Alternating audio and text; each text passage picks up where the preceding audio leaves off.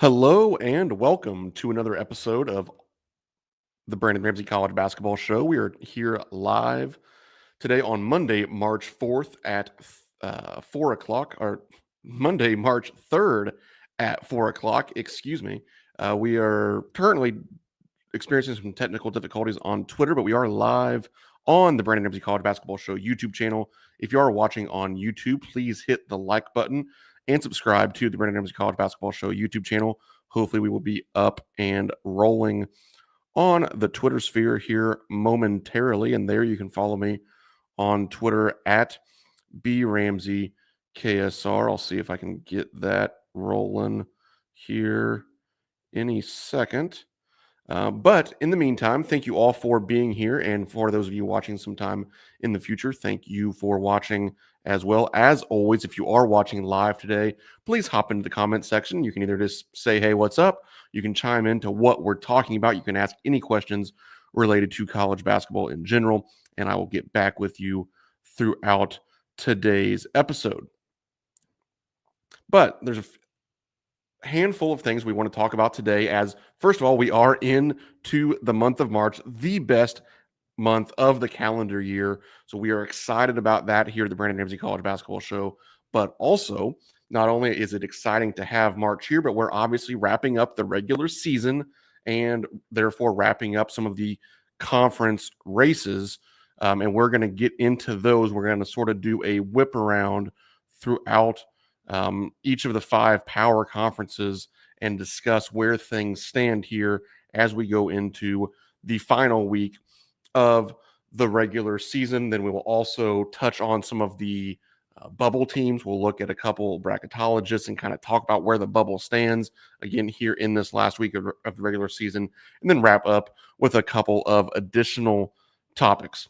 But as I said, we're going to whip around the power conferences and take a look at those races and where they stand as of right now. I like to do everything in alphabetical order just because I'm OCD like that. So we're going to start in the Atlantic Coast Conference, the ACC. And this one, I actually had a chuckle when I was doing a little bit of prep for today's show, and I was just running through the standings and jotting down some notes.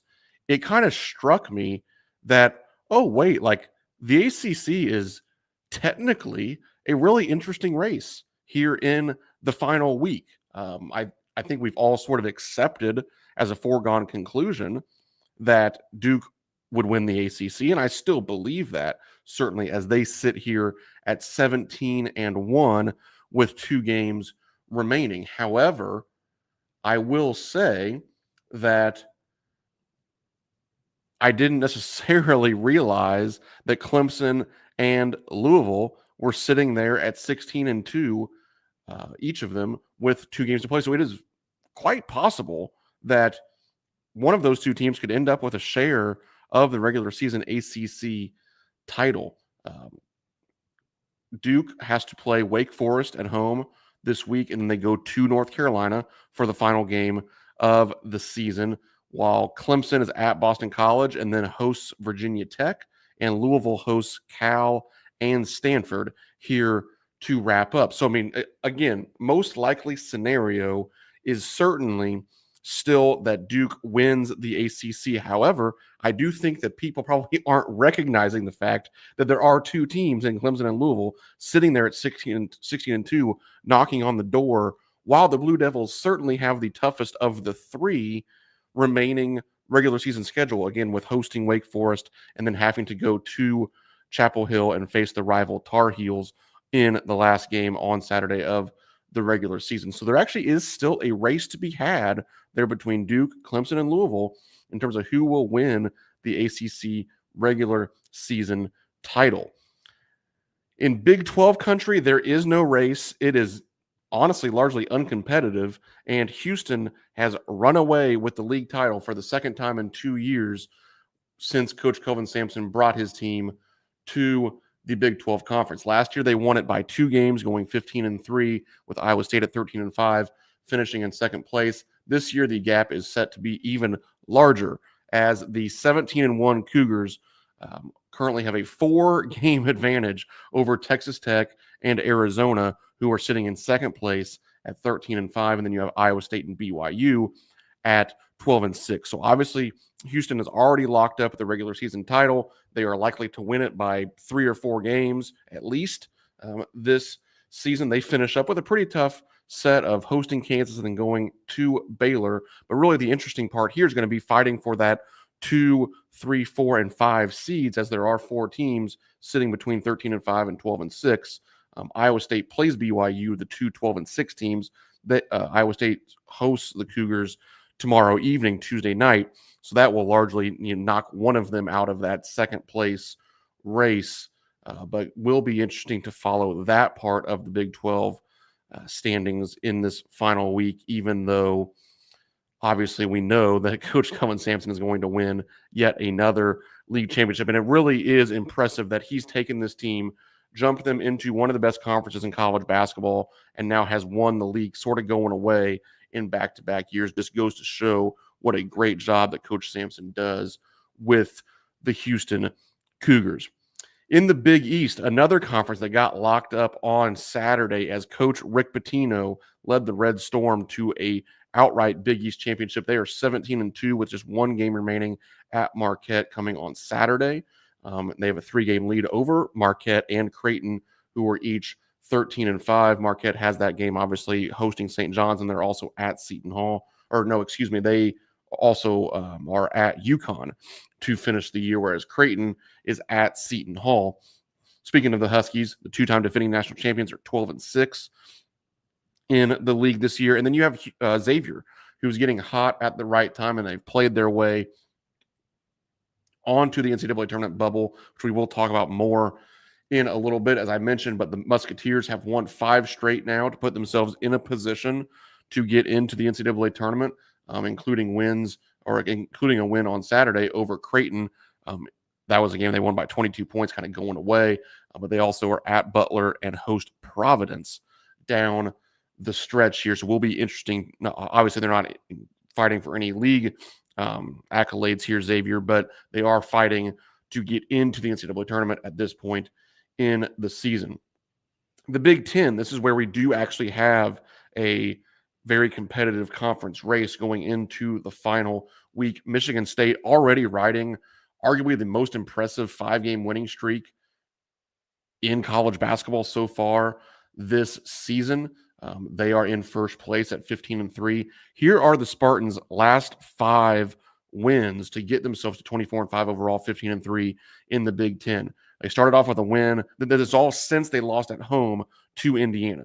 They went on the road and beat Illinois 79-65. They came back to East Lansing and beat Purdue 75-66. They went to Ann Arbor and beat Michigan 75-62. They went on the road and beat Maryland 58-55. That was the game with the Trey Holloman buzzer beater from like 3/4 court. And then they won on Sunday in a game that I watched pretty much all of on Sunday afternoon, beat Wisconsin 71-62. And now they go at Iowa and then at home against rival Michigan to finish the season. Speaking of the Wolverines, they are 14-4, obviously in the best position to compete with the Spartans at the top of the league, since they do play them, even though it is at the Breslin Center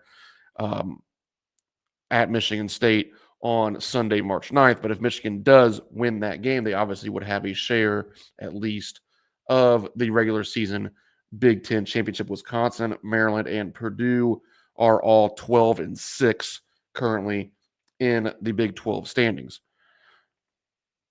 Moving on to the Southeastern Conference, you have Auburn, who now are your official regular season Southeastern Conference champions with a 15-1 overall record in the league. Obviously, it has just been an outstanding season for Coach Bruce Pearl and the Tigers. We knew going into this season how tough the Southeastern Conference could be and was likely to be. It has probably even exceeded some expectations, where it has legitimately become one of the best conferences that we've seen in decades across college basketball. However, how tough it's been seems to have not affected Coach Bruce Pearl and his team, as they have step after step avoided the minefield that is playing in this league and found a way to get themselves to 15-1. And with 2 games still remaining, they've already clinched the regular season crown. Alabama and Florida are now sitting at 12-4, and then Tennessee is at 11-5. It is very likely that those four teams are going to be your double buys in the NCAA or in the SEC tournament, when that tips off in Nashville over a week from now. Missouri is still hanging around there at 10-6. Texas A&M was in that race for a long time, but they've now lost 4 straight, and that slide could continue as they host Auburn on Tuesday, and then they finish up at LSU on Saturday. So Coach Buzz Williams' squad is certainly trending in the wrong direction into the month of March. But as I said, it's very likely that Auburn, Alabama, Tennessee, and Auburn, Alabama, Tennessee, and Florida will be your 4 double bye teams starting on Friday of the SEC tournament. Those teams are also all battling it out for number 1 seeds in the NCAA tournament. Auburn has pretty much all but locked up one of those spots already, and then it's probably likely that at least one, and you could probably say 2 of those remaining teams will get a number 1 seed in the NCAA tournament as well. Moving on to the bracketology a little bit, we'll pull up 2 of my favorites. Obviously, ESPN's Joe Lunardi. Whether you like him or not, it is sort of the most well-known bracketologist, so there's no reason not to consider it. And then we'll also look at a friend of the program, Tyler Markley, a fellow Centerville High School graduate who runs Projection Sports. We'll look at their latest bracket as well. Both of these guys just updated today. So I've got Lunardi's bracket pulled up first here, and he has currently Auburn, obviously, is the number 1 overall seed, Duke as the 2nd, and then Houston 3, Tennessee 4, Alabama is on the 2 seed line at 5, and then Florida's on the 2 seed line at 6. Again, I think that it's possible that either one of those teams would slip in over Tennessee.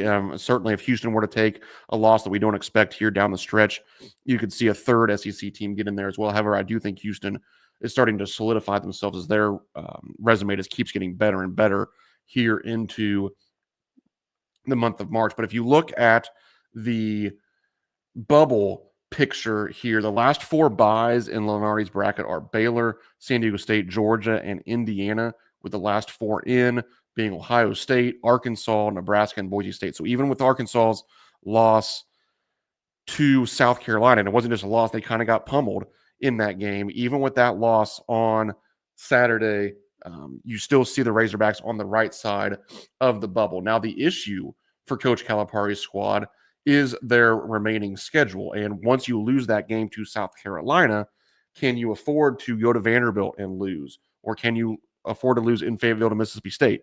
Those are both tough games. It's very possible that you could lose both of them if you're Arkansas. But can you even afford to go 1-1 and stay on the right side of the bubble? Obviously, I think that's going to depend on how other teams do. And then certainly come Selection Sunday and Champ Week and all that kind of stuff, what sort of bid stealers do we have out there? Arkansas, with that loss to South Carolina, has put themselves in a very precarious situation. On the wrong side of Lunardi's bubble, you have Oklahoma currently, Xavier, who we mentioned, they've won 5 straight. They are certainly trending in the right direction, and Coach Sean Miller's squad has 2 games remaining to make some noise at Butler, then at home against Providence. 2 games that they definitely can win. I think they'll probably be projected to win both of those. If they do that, then I think that even probably barring maybe a first-round loss in the Big East tournament to somebody they shouldn't lose to, I think that you would see the Musketeers find themselves from the wrong side to the right side of the NCAA tournament bubble. North Carolina is one of the first 4 teams out, as is Texas, after they got pummeled on Saturday as well. And the next 4 out include Wake Forest, SMU, Cincinnati, and Villanova. Overall, when you look at those teams, I think that, first of all, you start to look at, and I'm very much of the opinion that college basketball is as talented as it's ever been. I think, part of that's transfer portal, part of that's NIL, part of that's guys having a 5th year. There's just talent abound in college basketball right now. But you look at some of these bubble teams, and like the fact that Indiana, the fact that Nebraska, the fact that Ohio State, the fact that Arkansas, are on the right side of the bubble. And that says what ultimately needs to be said about expanding the NCAA tournament. Like those teams certainly don't jump off the page at me as deserving NCAA tournament teams, and they're already in a 68 team system. So if you go to 72, 74, 76, whatever it may be, and you start letting even some of these teams lower down the totem pole than these guys, like I just don't know if that's what we need. Now, do I think those teams are good teams?